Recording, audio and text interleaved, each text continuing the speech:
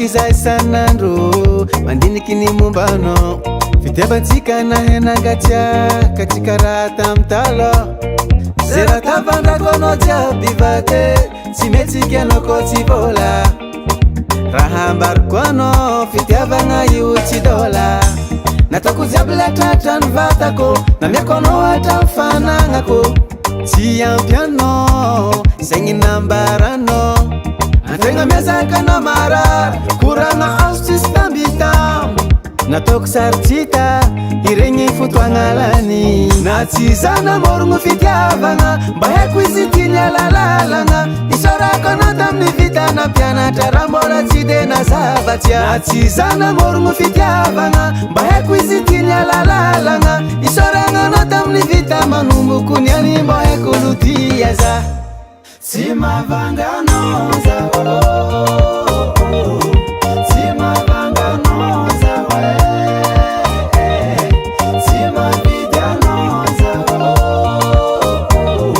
tsy mavanga anao keleko ferana zanongo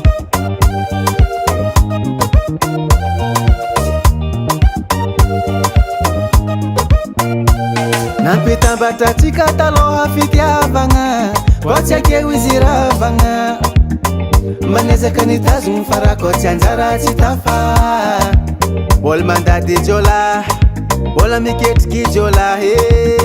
tsisy alahelo mahita vasoafa zamagna raha nangatahinao tsy anagnako andeha angalatra zagny tsy fantako nono nataoko jiaby latratra ny vatako namiako anao hatra mifanagnako tsy ampy anao zegny nambaranao antegna miazaka anao marary koragna azo tsisy tambitambo nataoko saritsita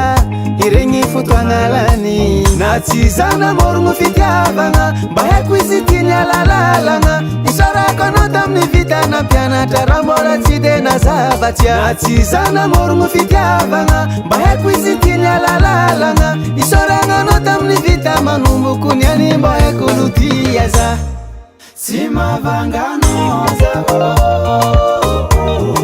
tsy mavanga anao za tsy mavidy anao za tsy mavanga anao keleko ferana zanongo tsy mavanga anao za tsy mavanga anao za tsy mavidy anao za tsy mavanga anao keleko ferana zanongo